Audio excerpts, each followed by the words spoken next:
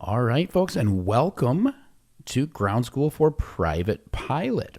We'll go ahead and get started here with our very first lesson on flight controls and the operation of systems. My name is Micah Small, and I'm going to be the CFI that is working with you to guide you through this process of getting all the knowledge you need to go take your written test for private pilot. All right, first we're going to talk about how the airplane's attitude is controlled using the primary flight controls. We're going to move on to the effects and reasons for the secondary flight controls and trim. And then we'll talk about the primary operating systems found on most aircraft. Understanding how the airplane functions results in an improved understanding of how to control the airplane and to be a more proficient pilot. Okay? So again, the content, we're going to cover the flight controls, aircraft systems and instruments, and abnormalities and failures. First, let's look at a couple of key terms here. We see a chord line and a camber over there on the left, but let's focus on this picture first. On this picture, we see a cross-section of a wing or an airfoil.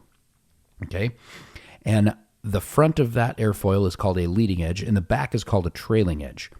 There's an upper surface and a lower surface. Those both have a curve to them that's called a camber. So the camber is just a fancy way of saying curve of an airfoil's upper and lower surfaces, okay?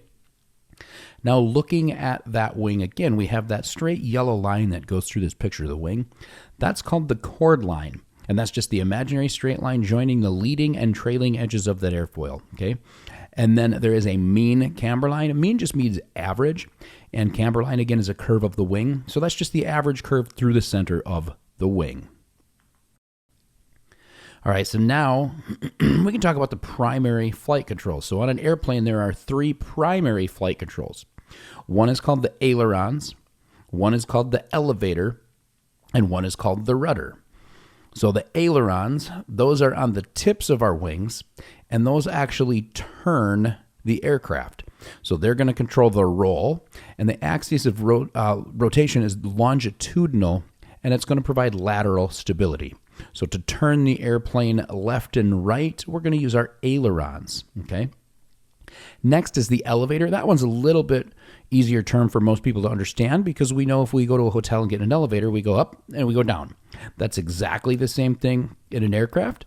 And if you look at the picture, that is the far back thing that looks like it's blue on the way back of the airplane there sticking out. The elevator is going to be a part of that, okay? Now that elevator is for pitch or nose up or nose down attitude. And that's going to be along the lateral axis of rotation. And it controls our longitudinal stability, okay? And as we get deeper into the course, these are going to be more natural terms for you. You're going to understand them better as we go through things. So if it's new to you right now, that's understandable because we are just starting private pilot, okay? So now let's look at the rudder. So the rudder is, again, back by the blue and the tail end that we just looked at. Now that's the vertical portion sticking up there. And that controls the yaw about the vertical axis. So that means it'll turn the nose left and right without having to turn the wings or roll. So the rudder controls that yaw, and it's the axis of rotation vertical is that axis, and then it's a directional stability. So it keeps us what we call coordinated in the air. So again, the ailerons control roll about the longitudinal axis. They're on the outboard trailing edge of each wing, and they move opposite to each other. So if you're in a right turn, the right aileron is going to go up, forcing that wing down so that you'll turn to the right, and at the same time, the left aileron is going to go down, okay? It's going to be exactly the same on the left. For a left turn, the left aileron goes up, and the right aileron goes down. All right, so the up-facing aileron decreases the lift and lowers the wing. Okay, so it changes the pressure of air above the wing so that that wing can sink or fall and create that roll to the right or left. The down aileron increases the camber and it increases the lift. And we get a little bit of a yaw with that, which we call an adverse yaw, because as we create that drag underneath the wing, as we increase lift, we will actually increase drag as well. And that'll cause a yaw in the aircraft, which will turn basically opposite the way we want to turn. So we fix that with our rudder pedals, as we'll talk about here in a little bit too. So again, that difference in lift on each side will cause the airplane to roll. Now, the adverse yaw I was just talking about means the downward deflected aileron produces more lift, which results in more drag. Okay, so that yaws the airplane in the direction of the raised wing, so opposite your turn. The rudder is then used to counter that adverse yaw and maintain coordination. So remember what that adverse yaw means, because that gets very important when we're flying slow in learning to land later on. So there's several different types of ailerons that we could talk about, okay? Differential ailerons means that the up aileron raises higher than the down aileron lowers. And that's to help in reducing adverse yaw. And when you get to the airplane doing the walk around, your instructor, if you have a different instructor for me than your flight, or than me for your flight, they should show you this on the walk around so you can see what it means. And then we've got the freeze type, which is leading edge of the up aileron projects into the airflow, so it increases drag on the descending wing to reduce adverse yaw. So it just sticks a little bit down to break up that wind and create a little bit more drag too to just balance it out, okay? Then you've got coupled. That would be the ailerons and rudder are linked together so that when you turn, it'll actually input a little bit of rudder to help you battle that adverse yaw as well. And then flaperons, that's the ailerons and the flaps are combined. And we will talk about flaps here in just a minute too when we get to the secondary flight controls. All right, so talking about the elevator now. Again, it controls the pitch about the lateral axis, and the backward pressure on the elevator control deflects the elevator up. So we pull back to climb, and then we push forward on the control, the steering wheel, or yoke we call it. We push forward on that to push the nose down, okay? So pull back to climb, push forward to descend. So, and then there are several types of elevators as well. We'll talk about the conventional, which is located at the trailing edge of the horizontal stabilizer. And then we'll talk about the T-tail, which is up above most of the effects of the downwash and airflow around the fuselage. And that's actually more susceptible to a deep stall, because if we get the air broken up in a stall, aerodynamic stall, then that rough air will actually go over the T-tail as well. So it can get deeper into the stall. And then we have a stabilator, which is the tail itself moves. It's got a one-piece horizontal stabilizer, and it all moves up and down. And then there's a anti-servo tab at the back, which would be the trim tab, which would be another control we'll talk about down the road as well. So that generally decreases the drag and increases the lift. And it also reduces the weight of the wing horizontal stabilizer as well. All right, so the elevator systems, there's some safety systems in there as well. There's control stops that limit the movement of the elevator control so we can't over-control. And then there's some elevator down springs, and those assist in lowering the nose to prevent a stall caused by having an aft CG position, which, again, that's a term we'll learn later on. It just means the center of gravity is farther back than it is forward, okay? Aft means backwards, and CG is center of gravity. And then we've got stick pushers too, where on more advanced aircraft, there will be a computer. It'll automatically push forward on the stick to help prevent a critical AOA, or angle of attack. And the critical angle of attack is the point at which the aircraft will stall. Okay, that's more common in like the transport jets and things like that, the bigger aircraft that are made for more hauling cargo and people for hire. All right, so now we can get into the rudder. Again, we talked a little bit about adverse yaw and how the rudder helps control that. So the left pedal will move the rudder to the left, deflecting the nose of the aircraft to the left. Right pedal moves to the right, and conversely, the nose goes to the right. When the rudder is deflected, a horizontal force is exerted in the opposite direction. So you get an increased camber on the rudder to either direction, and then the rudder is pushed into the relative wind. So the nose yaws in the direction of pedal pressure. All right, then there's a little bit different kind of elevator and rudder together. We call it a rudder-vator, and that is two slanted tail surfaces to combine the rudder and elevator. That acts as both the horizontal and vertical stabilizer. So an example of that would be like a Beechcraft Bonanza V35, which is pictured, and a newer aircraft that has that would also be like the Cirrus Vision jet that also has the V-tail because it's got a center-mounted jet engine on its roof, okay? The drawbacks, they are more complex systems, so they require more maintenance and things like that. They're also more susceptible to a Dutch roll. So that's when the airplane will start rolling from side to side while yawing to the left and right, and it seems to just complicate itself, and it's a very difficult flight path to maintain. So you have to be more mindful of that. So, but the total reduction in drag for this type of system is minimal. So when they designed it, they thought it might be a little bit more, but not so much now. They realize it's a minimal drag reduction. Okay, so now let's take a peek at the the secondary flight controls. So we just talked about the primary flight controls. Now let's talk about the secondary flight controls. So the basics of flaps is that they're the most common high lift device. They attach to the trailing edge of each wing, and they increase the lift and the drag, because as we increase lift, drag is increased as well. So the benefits, they're shorter takeoff and landing distances for us when we need them.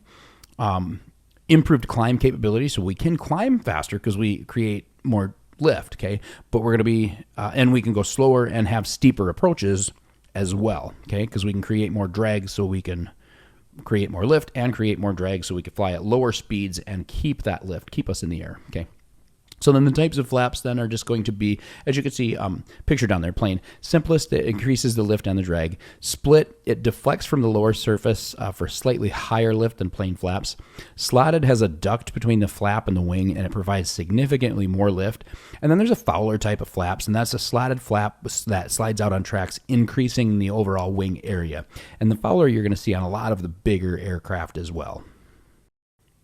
Okay, spoilers now. Again, you can see Fowler flaps in the picture with spoilers above them in this picture. And it's a high drag device. It deploys from the wings. It's made to reduce the lift and induce the drag. So increase the drag. So it's basically speed brakes. So you'll see them pop up really on the ground when they land. They'll throw those all up if they're not already up, okay? So it's a rapid reduction of airspeed in flight, decreases the ground roll during landing. There's a high descent rate without increasing speed if we use those in flight. And then roll control. So if the spoiler on one wing is deployed, lowering the wing and turning the airplane, so it helps eliminate adverse yaw as well. All right, so now let's talk a little bit about the trim system. So trim is basically just getting the airplane stable so it relieves some of the fatigue on the pilot as they're flying it through the air, so we don't have to hold so much pressure in any direction on the aircraft. So trim just helps us with that pilot fatigue, okay? So operation, elevator trim tab, the pilot just uses a control wheel to set the desired trim, and then it moves opposite the elevator just to balance everything out and keep the pressures off of the pilot so they can work for a longer period of time without getting that fatigue, okay? So when it's stable, you just trim to relieve that pressure, and then you retrim for any changes in power or atmosphere or anything as you need. So it's a constant, you always got to watch it and maintain it. All right, so the types of tabs, then we've got a balance tab, which it's like a trim tab. It's coupled to the control rod. It moves with flight control movement, okay? Then we've got a servo tab, which is a small portion of a flight control that helps move the entire control surface. We've also got an anti-servo tab. It decreases the sensitivity of the stabilator and acts as a trim device. And then a ground adjustable tab is just a metal tab that we have to bend, and it's a trial and error thing, and that's got to be done by an AMP. And then adjustable stabilizer is, instead of the elevator trim tab, you can adjust the entire stabilizer as well. Okay, so you can see a couple of different things there in the picture. You see the anti-servo tab in the top left picture. The top right picture is the one we're talking about where we have to ground adjustable tab. That's where you bend it, trial and error, that piece of metal. And then the adjustable stabilizer is the one in the bottom picture there where there's a jack screw inside there that can control the entire elevator up and down. All right, so using trim tabs, basically it's attitude, airspeed, power, and then trim is how you do it. So you set the desired attitude, power, and configuration, and then you trim to relieve the pressures, okay? And you do have to trim often. There's constant small changes, and you have to retrim for changes in power, altitude, and configuration, and sometimes even the atmosphere forces you to change your power and trim settings, okay? All right, so next up, we'll talk about power plants, okay? That's just a fancy word for engine. And we call the engine in aviation a power plant. So the components of that we're going to take a peek at here. If you look at the picture on the right and follow along with what I'm saying, you should be able to get a good idea. We don't have to get terribly in-depth for private pilot, but if you do want to do some research on the side on your own, it is not going to hurt you to have more knowledge about what you're flying, okay? So first up, we got the cylinders. They house the intake and exhaust valves, and they allow the fuel-air mixture into the combustion chamber. Okay, they allow the burned gases to exit as well. Now the spark plugs, they're going to ignite that fuel-air mixture, and pistons will drive the crankshaft, which drives the propeller. Okay. Now talking about the crankcase, the crankshaft and connecting rods are in the crankcase, along with the pistons. The connecting rods connect to the pistons to the crankshaft via those rods. So the pistons are up in the cylinder, right? But they are connected to the crankcase via those rods. And then the movement of the pistons rotate that crankshaft. And then, of course, we know that the propeller is on the end of the crankshaft, so that turns the propeller for us. Then the accessory housing there, we're going to notice the magnetos, and that's just a source of power for the spark plugs, okay? And in aircraft, there's 2 of everything. So there's actually, in a 4-cylinder airplane engine, there's actually going to be 8 spark plugs and 2 magnetos. And if you know anything about car engines, the magneto is a little bit more complicated version of a distributor, okay? All right, so then the 4-stroke cycle is what these power plants run off. So they have the intake, compression, power, and exhaust. So the intake, the piston moves to the bottom. The fuel-air mixture is pushed into the combustion chamber. And during the compression phase, then the intake closes, the piston moves to the top, compressing that mixture. The spark plug then is ignited by the magneto, sparks the spark plug sparks inside the engine, and it explodes the mixture during the power phase. So then the piston is forced down, in turn turning that crankshaft, okay? And then on the exhaust phase, the exhaust valve opens, piston reaches the bottom, the gas is then pushed out the top as that piston moves back up. So it's pretty simple. Intake, compression, power, and exhaust, okay? So then, talking about a little bit more about the engine design on these power plants, then we have a spark ignition, which is the most popular for many, many years. That's the system that we just discussed, okay? There's also a compression ignition system. They are becoming more popular because of the reduced cost, a simpler design, and they are a little bit more reliable. So the primary difference is there's just no spark. So the compression itself heats the air for combustion. So you can think of that similar to like a diesel engine in a car where there's no spark plugs. They have a glow plug in a diesel engine in a car to warm up the cylinder, but then the compression itself is what actually ignites the fuel. So it's similar to that concept, okay? Now the type of power plants that we put in airplanes, the most popular right now reciprocating engine or piston engine is a horizontally opposed. So that means the cylinder on one side opposes a cylinder on the other and vice versa. And there's 4 cylinders in them and they're all doing opposite things, okay? So they're horizontally opposed. Generally, they are air-cooled and they're mounted horizontally. And then this compact arrangement reduces the engine's frontal area, minimizing drag, and they have a very high power to weight ratio, okay? So now the ignition system, as we get deeper into this, it provides the spark to ignite the fuel-air mixture. So the magnetos supply that electrical current to the spark plugs. The spark plugs take that electrical current and turn it into a spark, which ignites the mixture. The leads are the wires that connect the magnetos to the spark plugs, and then the ignition switch actually controls the operation of the magnetos. And one thing to note, too, on these systems here is they are self-sustaining, okay? So they don't need to be connected to the aircraft's source of electrical power to keep going. This is going to keep sparking itself as the engine turns. So if we would lose our avionics or electronics during our flight, the engine can still stay running, okay? So the operation, basically the battery powers a system that rotates the crankshaft called a starter. The starter then turns that crankshaft. That activates the magnetos. The magnetos power the spark plugs. The spark plugs produce the spark. Fuel ignites, and then it is running on its own during the combustion phase. So the combustion, the explosions inside the engine then move the pistons which drive the crankshaft. And again, it's self-sustaining in the manner too, as in once the pistons can move on their own, then the starter is disengaged and it's no longer necessary to turn that crank. The explosions will keep it going itself until we decide to kill the engine. Again, this is worth mentioning again, dual ignition system. There is 2 of everything. Each magneto operates independently of one another too. So if one fails, we still have another one creating spark to keep some power in the engine. This also improves combustion. It gives us an even fuel burn, so we like it for that reason as well. We will notice a slight power decrease if a magneto fails, but we'll still be running. Okay. So that's a quick look at the engines, or power plants as we call them, in general aviation. Okay. Now let's take a peek at the induction system. So the induction system is specifically designed just to bring air in, mix it with the fuel, get that proper fuel to air weight mixture, and then get it to the cylinders. So the air enters through the front of the engine, and we have it filtered out to prevent the dust and debris from getting in the engine so we can help keep the engine clean. Okay.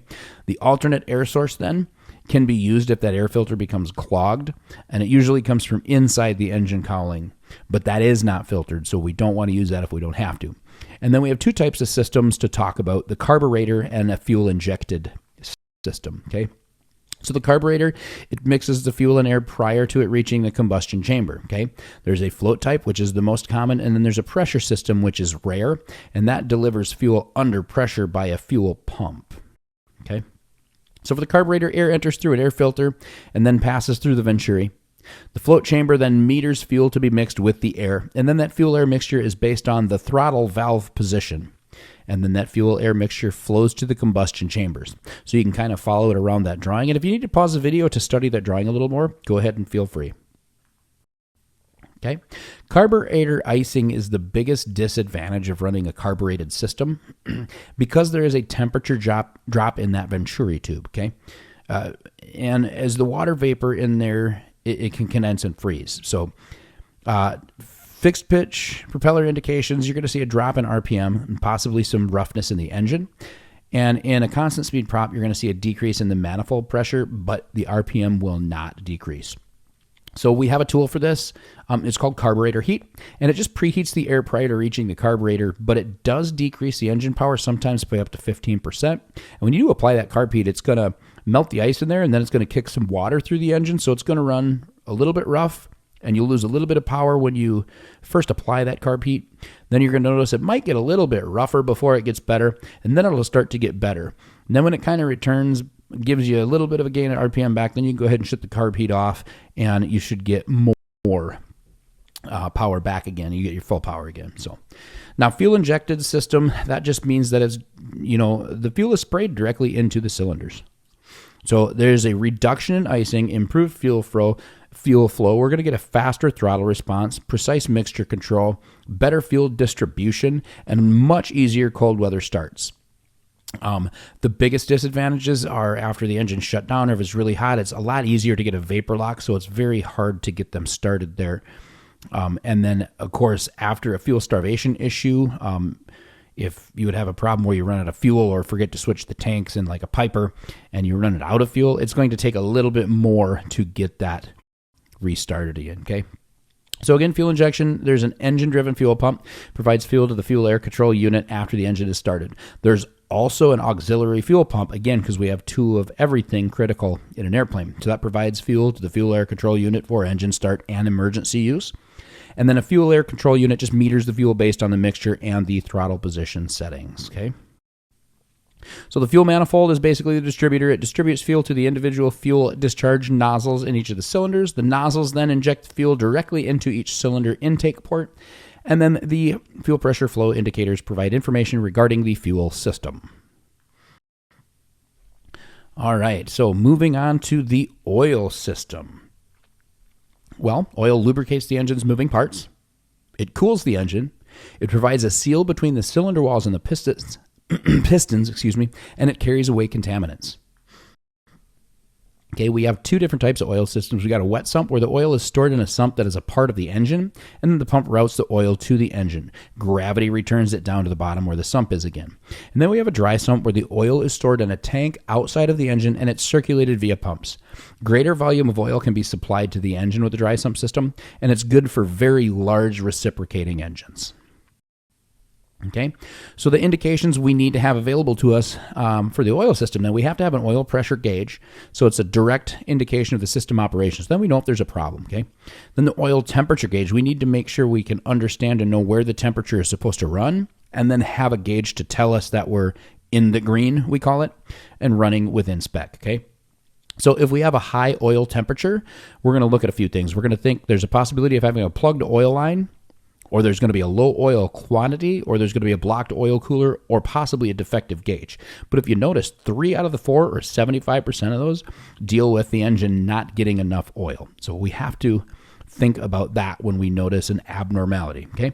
And then a low oil temp, it just means that you've probably got the improper viscosity in cold weather operations, okay?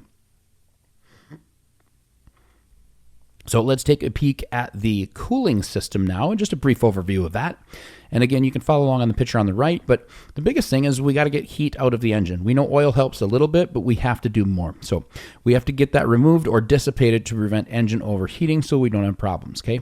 If we do overheat, we're going to notice a loss of power. We're probably going to start to burn some oil. There will be detonation and engine damage from that explosive detonation of fuel. So the fuel will explode in the cylinders when it's not supposed to. That's what detonation is, because the cylinder temp is so high that it can ignite it when it's not supposed to ignite, because it doesn't need to spark anymore because the heat is so high in the cylinders, okay? So then you have engine cooling, which oil is vital to the engine cooling, okay?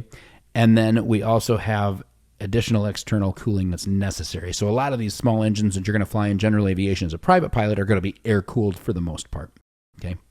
So it's used again in most small aircraft. Air is routed over the hottest parts of the engine and then expelled. Liquid cooling is in some more complex engines, and it just has cooling liquid that's pumped around a water jacket in the airplane, okay?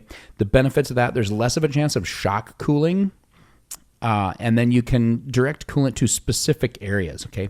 But the biggest downfalls to that is it does add weight, complexity, and additional cost to the aircraft, reducing performance, okay? So as we're talking about air cooling now, it directs the air to the hottest parts of the engine. It's less effective at low speeds. Its high speeds can actually shock cool the engine, causing cracks or fractures in the metal components. Monitoring the temperature, though, we need to have an oil temperature gauge, and that's an indirect or delayed temp indication. If we have a cylinder head temperature gauge, that's going to be a direct and immediate indication of the temperature going on in that engine as well. So increased cooling, increase your airspeed, enrich your fuel-air mixture, reduce power, and open the cowl flaps as necessary to increase your cooling, okay? So now we'll take a quick look at the exhaust system, okay? Vents burned combustion gases overboard and provides heat for the cabin and defrost. That's a basic overview of what it is. So the engine exhaust, after combustion, the exhaust gases exit through the exhaust manifold into the atmosphere, out the muffler, okay? The muffler is actually heated by those exiting gases, so we can use that. We'll duct outside air around the outside of that muffler and underneath the shroud. Okay, so that heated air is then ducted into the cabin.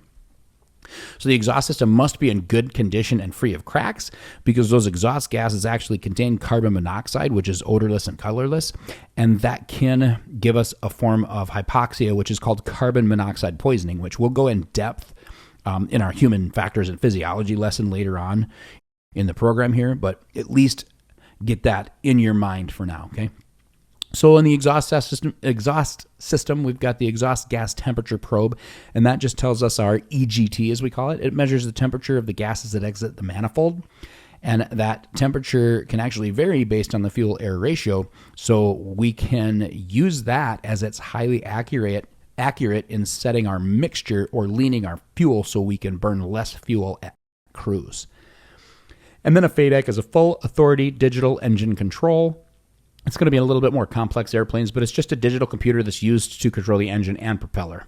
So instead of having to worry about the mixture, it's just one lever. So it does optimize the performance, and it simplifies the system. So it's a single throttle for FADEC, and then it eliminates pilot control magnetos, carb heat, mixture, propeller, engine priming, all that. The computer takes care of all of that for you. So again, 2 separate channels for redundancy. And then if for some reason you did lose FADEC, it could result in engine failure, which is why they have the 2 different channels for redundancy again. And then that backup source of electrical power must be available in cases of electric failure, as that FADEC is controlled off that, okay? So peeking at the propeller now, and we're about probably halfway through this first lesson. I know it's a long one, but we're teaching you a lot here. So thank you for staying with us and bearing with us, but we'll keep plugging through. So talking about the propeller now, let's just look at a brief overview. So it's an airfoil, just like a wing. It's just rotating and mounted a little bit differently, but it still has induced drag, stalls, and other aerodynamic principles just like the wings, okay? The engine power rotates the propeller and generates thrust. The amount of thrust varies with the propeller shape, angle of attack, and RPM, okay? So if you look at a propeller, it's twisted. The highest pitch is at the hub, and the lowest pitch is at the tip. So a straight prop is very inefficient. And if the prop were straight, the speed would increase, the hub would have a negative angle of attack, and the tip would stall out. So it wouldn't do us any good, okay? So installation, they're just mounted on a shaft connected to the engine. There's a direct connection where the propeller RPM equals the engine RPM. And then sometimes there's a geared connection where the propeller RPM would actually be different from the engine RPM. And you'll see that commonly in like the Diamond aircraft. Specifically, the DA-42 is a really good example. And if you don't know these aircraft that we're referencing yet, the deeper you get into aviation, the more you're going to notice, the more you're going to learn, and the more you're going to like different airplanes and understand what we're saying. Okay. So now we have to talk about a fixed pitch prop, and that's just a fixed blade angle. It's set by the manufacturer. It's used when low weight, simplicity, and low cost are desired. So you can have a climb prop, which is made specifically to increase your takeoff and climb, but you're going to be a little bit slower in cruise. Then you can have a cruise propeller, which you're going to get better cruise performance, but you're not going to climb quite as fast, okay? And then the controls and indications for that, you're going to look at your tachometer, what's a direct indication of the engine and propeller RPM. And then you're going to have a throttle that regulates RPM, which controls that fuel-air mixture to the engine, okay? So then the adjustable pitch prop, that actually has a governor inside it that adjusts the propeller pitch to maintain a specific RPM, okay? So increasing airspeed or decreasing propeller load. So the governor increases that blade angle to maintain your RPM. And decreasing airspeed or increased propeller load, the governor would actually decrease that blade angle to maintain RPM, okay? So if the governor reaches a pitch stop, the RPM will then increase or decrease like it is a fixed pitch propeller, okay? So the controls and indications for the adjustable pitch prop, or the constant speed prop, we call it. The throttle controls the power output. The manifold pressure displays the power output. The propeller regulates the RPM, and the tachometer displays the RPM. Okay, so there's a throttle lever and a prop lever, and that's what they work. And then adjusting power and RPM. If you're going to lower the power and RPM, we always work left to right. Reduce manifold, then RPM. And if we're going to raise it, we're going to go right to left, where we increase RPM and then increase manifold pressure. Okay. All right, so let's go ahead and take a peek at the landing gear and the different types of landing gear that we can have while we're talking about our private pilot certificate. So basically, there's the principal support of the aircraft on the surface. So surface being Earth, okay? So the types of landing gear that we can have on these small aircraft are going to be wheels, and then we'll have floats for water, or you could have skis for snow. And generally, typically, if they have wheels, they're going to have 3 wheels. And it's going to be 2 main wheels, 1 on each side of the fuselage. And then in a conventional aircraft, it'll be a tail wheel. That'll be a 3rd wheel at the rear. And if it's a tricycle gear aircraft, the wheel will be at the nose. All right. So now let's continue our discussion on the overview of landing gear. So you see the pictures on the right there. So fixed gear is going to be that top right picture. And that is very simple and low maintenance. Okay, a lot easier to maintain those. And then on that bottom image there, it's going to show you that you have retractable gear there. So those are actually stowed up inside the airplane's structure during the flight, and that's designed to reduce the drag and improve the importance, okay? All right, so moving on then, we will look at the advantages and the steering of the tricycle gear. So the advantage of the tricycle gear, it actually allows more forceful braking without causing the aircraft to nose over. So that's a plus over the tail wheel or conventional. And then you get better forward visibility because you're not sitting up at the angle looking towards the sky, you know, at an angle with the traditional gear. Okay. It's less subject to a ground loop, which means the CG is just forward of those main wheels. Okay. And then the steering is accomplished with rudder pedals. And then a cast ring nose wheel just means it swivels freely.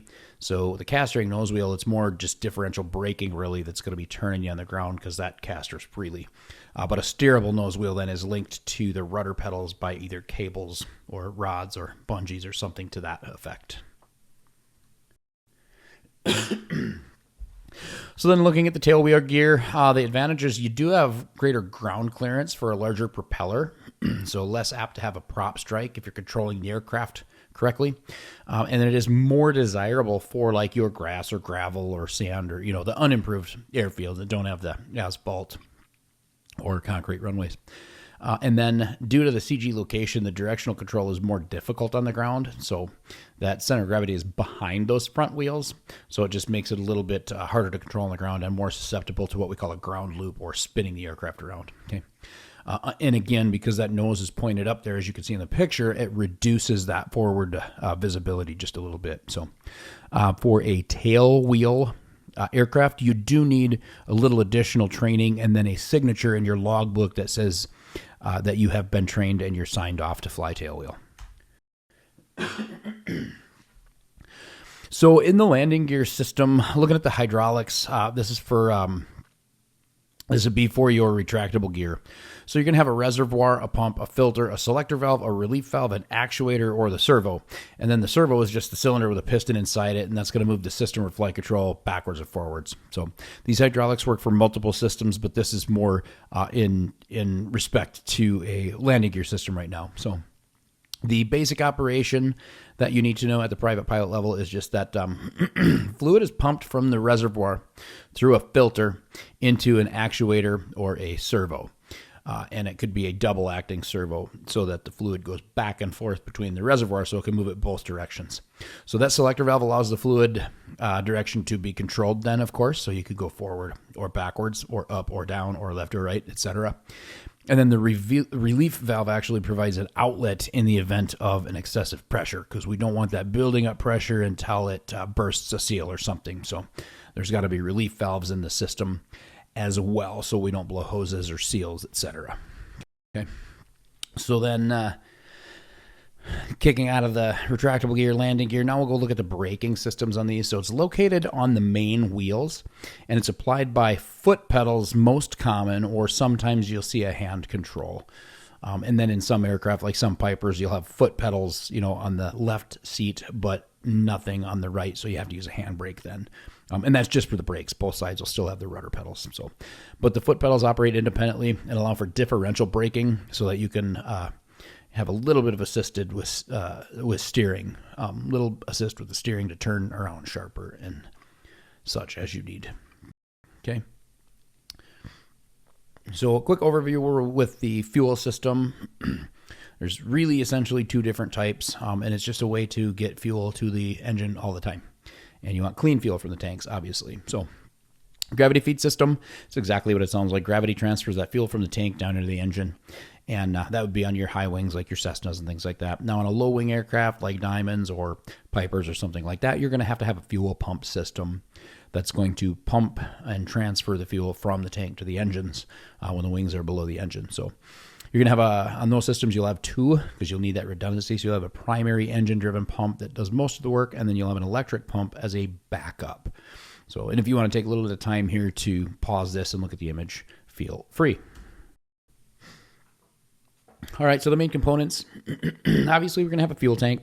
Normally it's located in the wings, and they do have to have a vent to the outside world so that they can maintain tank pressure and stop any possible vapor locks, okay?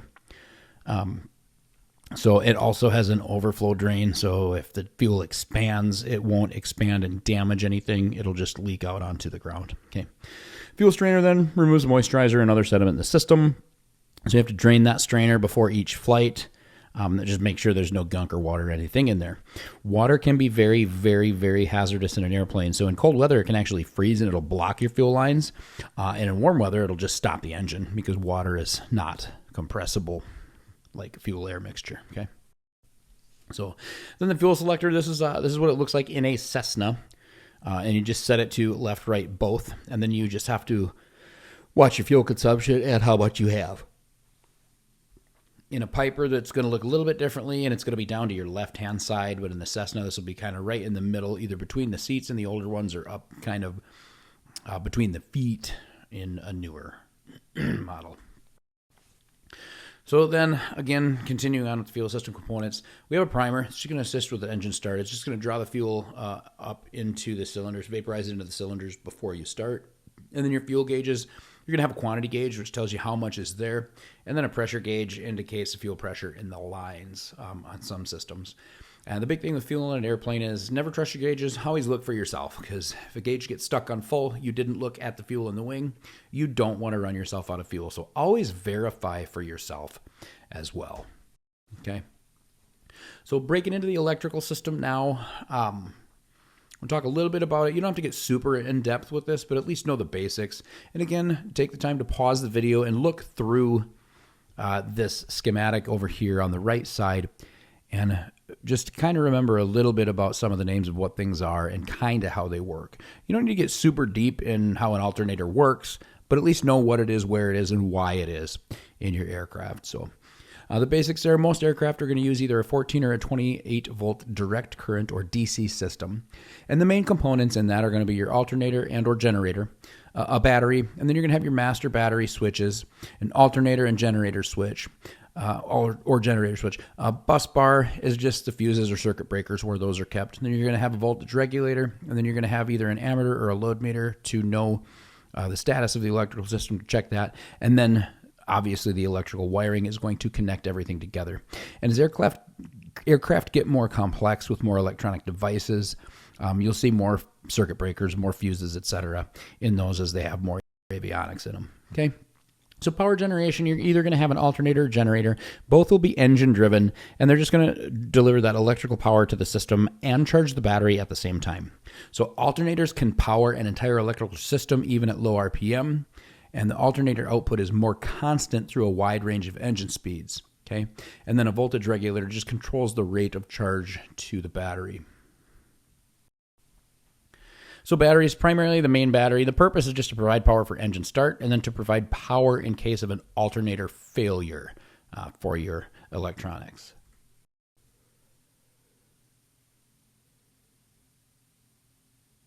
Okay, so in the electrical system, the bus bars basically just distribute power from the alternator or generator or a battery to the electrical components of the aircraft, okay? And then for protection, you have to have those fuses or circuit breakers, and then just make sure you have spare fuses with you if you need them per your flight requirements. And the circuit breakers, again, those will just pop out, kind of like the one in your house, and you can just reset it and see if that fixes the problem. Indications on the dash then, if you have an ammeter, it's going to monitor the performance of the electrical system, whether it's pulling from the battery or charging to the battery or just running straight in the middle. And then the load meter shows the load on the alternator or generator, and it's the percent load of the system. So avionics can vary greatly. Again, we talked about that, especially with the large-scale acceptance of the glass displays or the fancy computer screens, as what we call a glass cockpit. So the digital displays, GPS, autopilots, radios, traditional instruments, and then are also the vacuum, gyro, solid state, etc. So there's differences in those as well. Okay, so be very familiar with the avionics displays and instruments associated with the aircraft that you are in, that you own, or that you're flying. The biggest thing is so that you're comfortable and have every bit of knowledge that you need to fly that safely for when you're carrying passengers with you someday, okay? So you need to know how to manage that automation, and then don't become distracted with the unlimited functionality of those fancy computer screens in there. And then always be willing to and able to reference the avionics user manuals just so you know how to run the equipment just a little bit better. All right, we're about 2/3 the way through, and now we're going to get into some stuff that's a little bit more important for us to make sure that we know on a little bit deeper level, just for our own safety. So if you need to take a little bit of a break here, go ahead, pause the video, stretch yourself out, get a drink of water, cup of coffee, whatever you need, and then come back and unpause it, and we'll move forward with the flight instruments, starting on the pitot-static system. So in the pitot-static system, we have our altimeter, our vertical speed indicator, and our airspeed indicator, okay?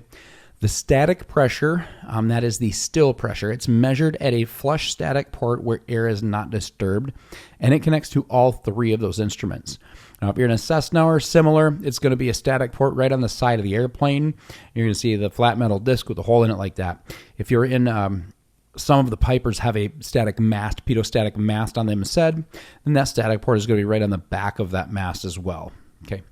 And then the pitot pressure, or the impact pressure, that's the ram air, some call it, and that's what has air slamming through that pitot tube, basically pointed into the wind, and that's what measures and connects to the airspeed indicator. Okay. So let's look at the altimeter first.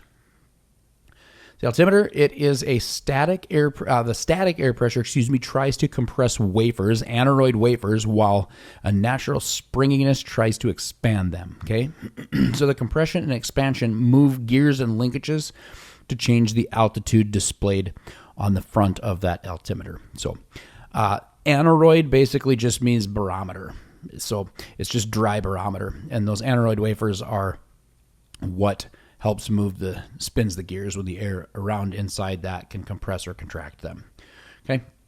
And then the Kollsman window on the front of your pressure sensitive or sensitive altimeter, that just means that we can set it for the pressure altitude or the current altitude. And if the altitude is higher or lower than normal, we can change that via the Kollsman window to set it so that the altimeter is accurate for the particular body of air that we're in, or the runway that we're sitting on, essentially the airfield that we're sitting on. So it allows you to set the reference pressure from which the altitude is measured. And then for 1 inch of mercury equals 1,000 feet. So our standard pressure altitude is 29902, and then the indicated altitude will just be what it shows on the face of that when 29902 is set in. Okay, so continuing our discussion on the altimeter, let's take a look at non-standard temperatures. So if the standard air is warmer, then it is actually less dense and the pressure levels are farther apart. So if it's warmer than standard temperature outside, your true altitude is actually going to be higher than the indicated altitude. So you are going to be higher than what your airplane is telling you, okay? And a colder than standard air is more dense, compressing those pressure levels, which means then your true or actual altitude you're flying at is going to be less than what's indicated. So from hot to cold, look out below, or from high to low, look out below. Just remember those, okay? Then we're going to look at the non-standard pressure as well. So from a high to low pressure, as that pressure decreases, the altimeter actually registers it as a climb. Okay, so then the pilot's going to descend to maintain altitude. So in the high to low pressure, your true altitude is actually going to be less than indicated altitude, and then it'll be the opposite from low to high. So from hot to cold, look out below, and from high to low, look out below. Okay, now the VSI, or vertical speed indicator. It's a differential pressure instrument. So that diaphragm is directly connected to the static pressure. The diaphragm on the inside of that is directly connected to the static pressure. Okay. Now the casing itself actually has a precisely calibrated leak in the casing itself. So that diaphragm immediately expands and contracts while that pressure in the case will actually lag a little bit, and that difference in pressure then is displayed as a rate of climb. But because of that lag and that calibrated leak, it's actually going to be just a little bit behind you. So when you start a climb, it's going to have to catch up to you. So there is a little bit of a delay there as well. Okay. And then jumping into the airspeed indicator, again, it's a differential pressure gauge there as well, and that's going to indicate the difference between the pitot and the static pressure. So that diaphragm actually receives air from the pitot tube or the ram air, and then the case receives the pressure from the static port, okay? So increasing the pitot pressure or decreasing static pressure expands the diaphragm and vice versa. So the gearing then on that just displays the change in the airspeed. Okay. Now we'll jump into the glass panel, and this is what the glass panel looks like. That's a slang term we call it now. It's just the computerized panel. So it's the same information, it just looks a little bit differently, and it comes to us via an air data computer, ADC. So the information is received from the pitot tube and the static port still, but then the ADC processes those inputs and then displays airspeed, altitude, vertical speed, all of that stuff. So it really eliminates the diaphragms, gearing, linkages, and all of that stuff. Okay, so and then your gyroscopic instruments, that's going to be the attitude indicator, the heading indicator, and the turn coordinator. And the turn coordinator itself is often powered electrically by DC. This one in the picture is not depicted. Most of them will actually say on it DC or something, okay? All right, so how the gyroscopic instruments work. They're just heavy, fast-spinning rotors, and they're mounted to use the characteristics of spin, utilize the characteristics of spin. So the two main characteristics of gyroscopes, number one is rigidity, and then the other characteristic is precession. Okay, so rigidity just means that it remains in a fixed position in space, such as your attitude and heading indicators. Those are just kind of stuck in the airplane the way they're at, and the way they're spinning is what they do. Okay, they stay, they hold their rigidity. The precession then means that any applied force is felt 90 degrees from that point in the direction of rotation. Okay. All right, so looking at power sources for the gyroscopic instruments now. First, we're going to have the pneumatic system that's vacuum driven, and that's driven by a jet of air into the buckets, essentially, in the outside of the wheel in that instrument to spin up that heavy weighted gyro in there, okay? We can also create that through the Venturi tubes on the side of the planes. That creates a suction for the instruments. And then there's also a wet type vacuum. That could be a steel vein. Air pumps evacuate the instrument cases, and then the vanes are lubricated with oil. So it's a wet type vac. A dry air pump is more at your higher altitudes. More air is actually needed, and air pumps that do not mix oil are generally used. And then the pressure side of it, you can have two dry pumps, one per engine with a regulator to maintain the pressure. And then the air is filtered, it drives the gyros, and it is exhausted. If a pump fails, the other one takes over. So we can go ahead and look here at the system, and you see how the air gets pulled in through the system, and there's a vacuum filter on the one end, and then the air gets pulled through everything from the other end, and it goes through all of the instruments and a suction gauge to let you know how they're performing. Okay, so the attitude indicator then, it's going to be mounted on a horizontal plane as a double gimbal, and it allows the display of both pitch and roll. So a horizontal disc is attached to the gimbals, and then the airplane pitches and rolls around that horizon disc. Okay, so this would also be referred to as the artificial horizon in your aircraft, or horizontal gyro, sometimes it's called, or HG. Okay, the mini aircraft appears to be flying relative to the horizon on the front of that instrument. So errors or complications with these, sometimes you'll have a slight nose-up indication during a rapid acceleration or deceleration, and vice versa. And then there's a possibility of a small bank and pitch error after a 180-degree turn. Sometimes they lag a little bit, okay? So tiny amounts of friction over time can cause precession or tilting. So every once in a while, you might have to pull that knob to return it to the proper position. Okay, so we've got the heading indicator now. And as we're talking about this, or sometimes you'll hear it called the DG, or directional gyro. It's a gyro that rotates at a vertical plane, sensing rotation around the vertical axis. So a compass is used to set the appropriate heading, and then rigidity causes it to maintain that heading.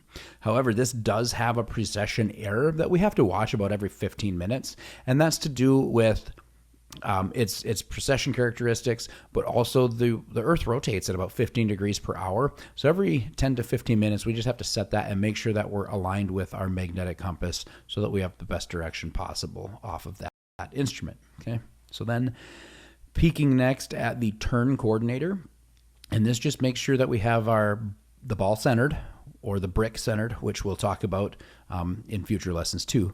But then it makes sure that we are wings level if we need it, if something else were to happen. And it also indicates just a standard rate of turn. Okay, so again, like a turn and slip indicator, but the gimbal is canted.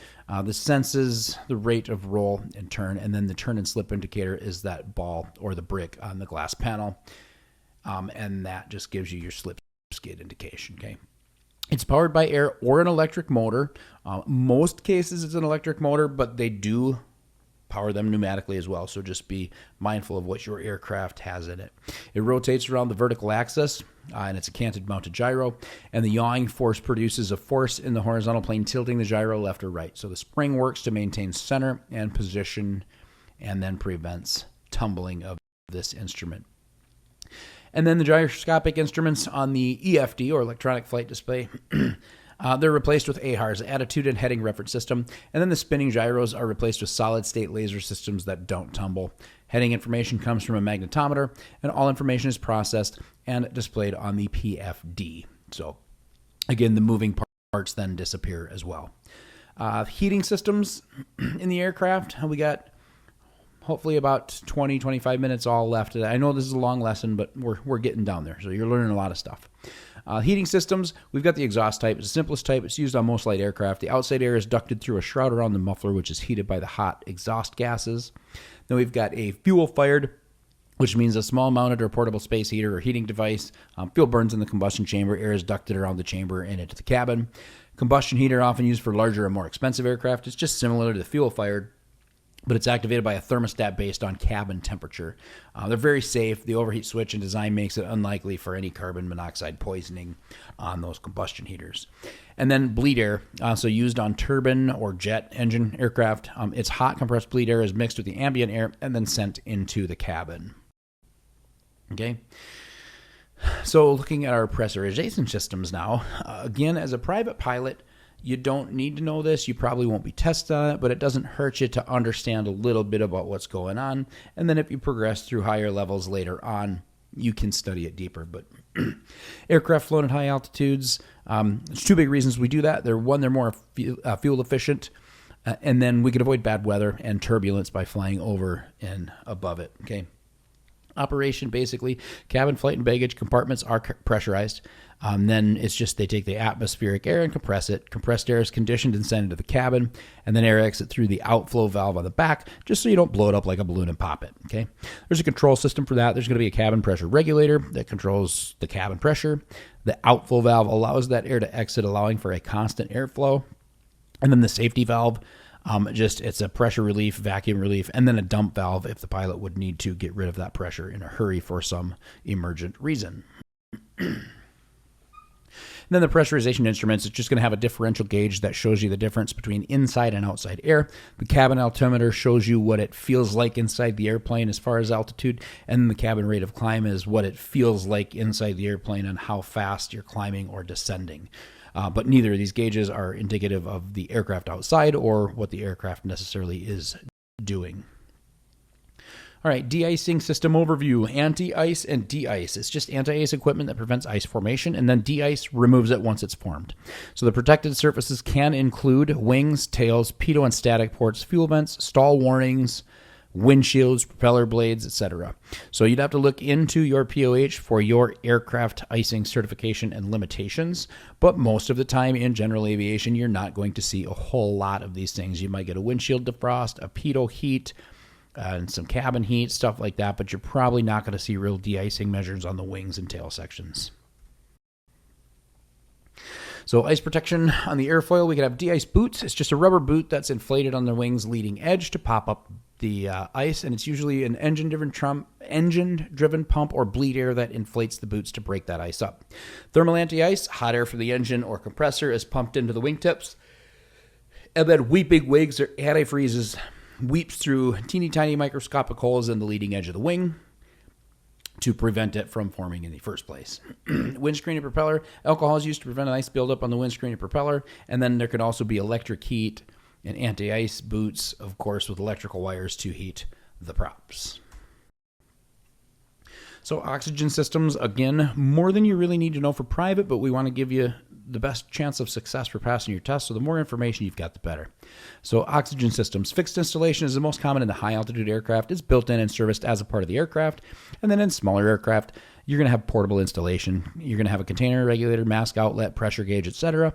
And they generally say that you should transport them between 1800 and 2200 psi. And of course, that pressure is going to vary with temperature and altitude. Okay. Masks and cannulas. Masks, there's a whole bunch of different designs of masks. They're basically to ensure the proper fit with minimum leakage. And then they're generally required on systems certified for operation at over 18,000 feet. Okay. And then we've got a peek at cannulas. Ergonomic plastic tubing. It just goes right up into your nose. It's a little bit more comfortable than a mask, but it's not quite as efficient. So they don't use them at as high of altitudes generally. So then we have types of oxygen systems. The main three that you're going to see would be the continuous flow, diluter demand, or pressure demand. So continuous flow, it just means the mixture of oxygen and ambient air is continuous, and it's usually provided to passengers. Diluter demand, it'll supply oxygen only when the user inhales through the mask, and it can provide 100% oxygen, or it can mix with the cabin air. That's usable up to about 40,000 feet. The pressure demand, again, up to about 40,000 feet, and it's supplied under pressure at cabin altitudes above 34,000 feet. Then the last one that we generally don't have to worry about as civilians is what more of the military uses, and that's the electric pulse demand. So it provides oxygen during initial portion of inhales only, and it reduces the consumption requirement by 50 to 85% versus a continuous flow. And it's most automatically just increase the amount of oxygen as the altitude increases, so they don't have to worry about anything in like fighter jets, etc. Okay. There are different requirements for different types of oxygens. The big takeaway we have to know here is aviators oxygen is what we have to have for our stuff. And that's because it's more pure and has less moisture in it so that it does not freeze on us. Okay. So the high pressure bottle care and storage, portable oxygen is required to be accessible in flight. You have to store high pressure containers at their specified PSI, which is usually 1800 to 2200 PSI. Be aware of a fire danger whenever using oxygen, and inspect and test all oxygen equipment before flight and periodically as required. Okay. Getting down to the end over here from this first lesson. So we're just about done. Talk a quick brief moment about autopilot, automatic flight control system to help keep the aircraft in level flight or on a set course. Now, this reduces the physical and mental demands on a pilot, but it does increase managing automation load on a pilot. So it's only as good as the inputs given, and you have to follow along with the automation to ensure it's doing what you intended and when you intended it. If it's not doing something right, you'll need to disconnect and hand fly the airplane.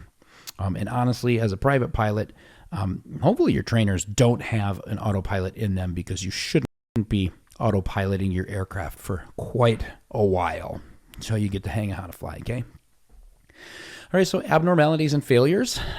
Remember, aviate, navigate, communicate. Most important 3 words you'll ever know. So managing a failure, when you use the MATL acronym, you're going to maintain aircraft control. So get to a safe flight state, altitude. Analyze the situation, indications, light, sound, sight, smell, etc. Take the proper action. So apply your memory items and complete the appropriate checklists. And then land as conditions require or permit. So always, always, always run your applicable emergency checklist if the time permits. Okay. So managing an engine failure, this is going to be the alarm or alarms acronym. While you're airborne, pitch for best glide speed, airspeed, pitch for best glide, landing location, look for a safe place to land, air restart, try it. Maybe it was our fault. Maybe we ran it out of fuel. Tune the radio to guard, which is 121.5. Make your mayday call and then secure the aircraft. So that means wedge the doors open, cut off the fuel, cut off the mixture. And again, run applicable emergency checklist if time permits. But aviate, navigate, communicate. And if you follow those in order like that, you're going to aviate, navigate, and communicate. Okay. So then on the ground, managing a failure on the ground. Okay. Remain on the ground. Analyze the situation. Again, indications, lights, sounds, sights, smells, something you hear, etc. Take the proper action. And again, apply those memory items and complete the appropriate checklist. Decide whether to continue, cancel, or evacuate. We always have the joke in aviation that we'd rather be on the ground wishing we were in the sky than being in the sky wishing we were on the ground. And a captain of a 747 for FedEx, who just happened to be my uncle and got me into aviation, was an amazing man. One of the best quotes he said to me when I was younger is, remember, taking off is always optional, but landing, well, that is always mandatory. So keep that in mind. And if there's something not right on the ground, just stay put and you can live to fly another day. Okay. Now, let's fast forward. Let's say you have your private pilot certificate. You're certified to fly a single engine land airplane. And your buddy goes and buys an airplane and brings it over and says, hey, let's go for a ride. Jump in. I want you to fly me somewhere. And he doesn't have a pilot certificate. He just bought it because you can fly. Okay. Well, there's some other FAA gray areas we'll cover with that as we go. But just hypothetically speaking, can you just get in that airplane that he just bought and just fire it up and go? I'm going to go with no. Is it legal? 100%. You will be a pilot certified to fly a single engine land airplane. But just because it's legal doesn't mean it's safe. So make sure that you are proficient in any aircraft that you're flying, okay? So some actually do require additional training or endorsements or certifications. And some have advanced avionics that require programming that you might not know. Some have different equipment, systems, procedures. Maybe things are in different places. So familiarization is important to the safety of the aircraft, the pilot, the passengers, and at times people or property on the ground as well. So no, just because it's legal for you to do it doesn't mean it's safe or smart. So make sure you're paying attention to that, okay? That brings us to the end of the very first lesson in the private pilot program. If you have any questions, feel free to put them in the comments below or go ahead and reach out to us on our website and we will answer them as best we can for you. But until next time, I hope you enjoyed this first flight in our trying to get you your private pilot certification.